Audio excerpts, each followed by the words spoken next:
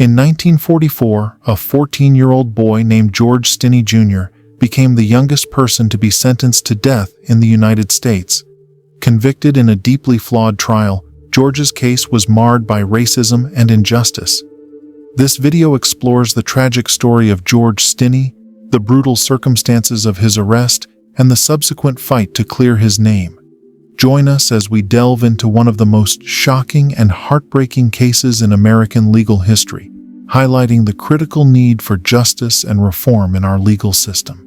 This is the story of George Stinney. He was just 14 years old when he was taken by the authorities and charged with a crime. But they didn't just convict him, they executed him. And just yesterday, he was exonerated. Finally, the state of South Carolina said he didn't do it. 78 years ago, one of the most bizarre convictions in American history involved George Stinney, the youngest death row inmate. His case had a profound impact on the American legal system. Join me as we uncover the abuse of power that led to the horrifying fate of a 14-year-old child. In 1944, in the city of Alkaloo, South Carolina, a community divided by a railroad where black and white people lived separately, George Stinney's life took a tragic turn. George came from a humble background. His father, George Stinney Sr., worked in a sawmill as a sharecropper, and his mother, Amy Stinney, was a cook at an all-black school. He was the second of 5 siblings, and they lived in a 3-room house provided by his father's company. It wasn't much, but it was an honest living. The Stinney family's fate changed dramatically with the disappearance of Betty June Binnicker, 11, and Mary Emma Thames, 7, 2 young white sisters from the same town. The story goes that George and his sister were on their way home after grazing their family cow when they met the girls for the first time. The girls, on an adventure searching for a fruit called maypop, stopped to ask George and his sister where they might find it before heading off. Tragically, the girls didn't return home by sundown. The police quickly organized a search party, which included George's father. George, eager to help, told the authorities he had seen the girls and that they mentioned going to the railroad. At sunrise, their bodies were found in a muddy ditch.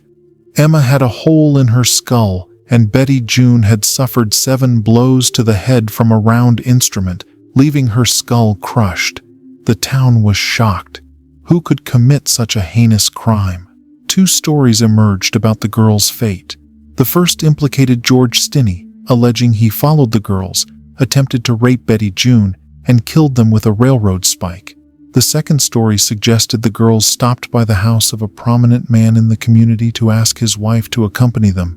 When she couldn't, her son offered them a ride in his lumber mill truck, which they accepted. However, the police, not interested in pursuing a white suspect, focused on George. Anyway, they had a perfectly good black child to scapegoat, right? So the police did what they were expected to. They arrested 14-year-old George and his brother Johnny as the culprits responsible for the gruesome murder. The odds were stacked heavily against poor George. Besides being surrounded by white policemen who believed he was a murderer, his family was not even allowed in the courtroom or the interrogation room. The questioning was relentless. The officers screamed at him, forcing him to admit his guilt, but he failed. After hours upon hours of mental assault, poor George had no choice but to endure everything all by himself. No lawyer, no family, just alone. His publicly provided attorney, Charles Plowden, did not seem genuinely interested in proving his client's innocence. At the trial, charges were brought and a court session was held. Yet his attorney called no witnesses to the stand, cross-examined no one, and most of all, he didn't even bother to look at the evidence that could prove his client's innocence. His guilt was completely circumstantial and without proper legal procedure. All they had against the kid was that he talked to the girls the same day they died. Officer Newman, the presiding officer, along with the interrogation team, claimed that George confessed after 10 minutes of deliberation on April 24, 1944. An all-white jury found him guilty and sentenced him to death by electrocution. Did it make sense?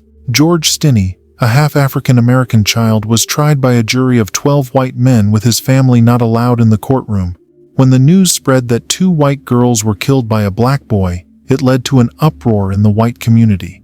Both the boy and his family were threatened with lynching. As a result, George was held in a secret location, so even during his last days, his family couldn't see him.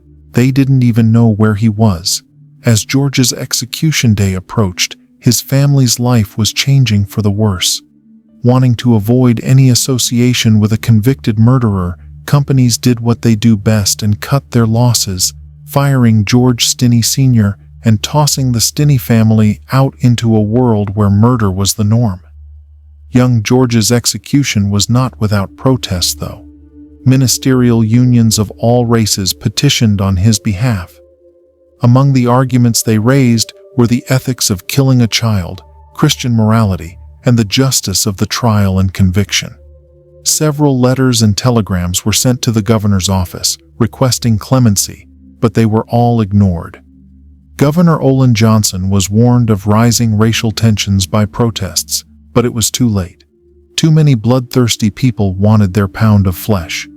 Whether you consider it bitter or sweet, George's parents were able to see him one more time before his execution. On June 16, 1944, his minister was allowed to see him and grant him his last rites as a death row inmate.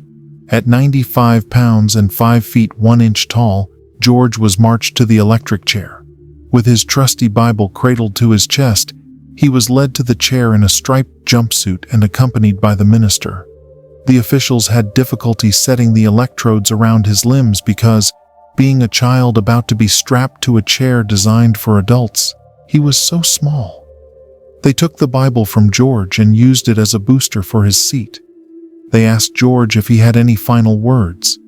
He simply shook his head. Before strapping his hands and legs, they pulled a strap and put it over his mouth. As the executioner prepared him for his death, George began to cry. What a futile tear.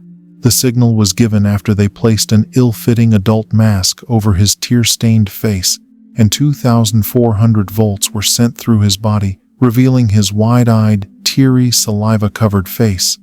After 2 more jolts of electricity, it was over. In a short span of 3 months, they had successfully killed a child. A 14-year-old boy had been arrested, accused of murder, tried, convicted, and executed by the state of South Carolina. 70 years after George's execution, his murder conviction was reevaluated in 2014. His siblings always believed that he was innocent. The entire case was an obvious racist sham, thanks to the few people who worked to clear his name. With the assistance of Georgie Friesen, Steve McKenzie, Matt Burgess, and Ray Brown, they were successful. A motion for a new trial was filed on October 25, 2013. It was brought to light that a culprit had already been named for the case. This culprit was rumored to be a white male from a prominent family who confessed on his deathbed in 2013. To add insult to injury, it was known that the culprit was also part of the jury for George's sham trial. In January 2014, actual proper evidence was given in the court hearing. Testimonies came from his siblings and a non-relative witness. George's former cellmate, Wilford Hunter, stated that George never wrote a confession but was told that he had been forced to confess even though he was innocent. George's confession was rendered null and void, obviously because it was an unrecorded, unsigned confession by a 14-year-old boy who was deprived of legal counsel and parental guidance. In December 2014, Judge Carmen Mullen vacated George's conviction on the grounds that he did not receive a fair trial and his Sixth Amendment right was violated. She ruled that the execution of a 14-year-old boy in less than 90 days constituted cruel and unusual punishment. George's siblings were overjoyed to see their brother's name acquitted after 70 years, though it was a cold comfort for the grave injustice they had suffered. George had already lost his life, and it was too late to bring him back. That was the fate of George Stinney. He lived a short life, was accused of a crime he never committed, and died alone without his family around him, only for his name to finally be cleared after 70 years. A true American tragedy indeed. Thank you for following this case with us. Stay safe and take care. Best of luck and goodbye.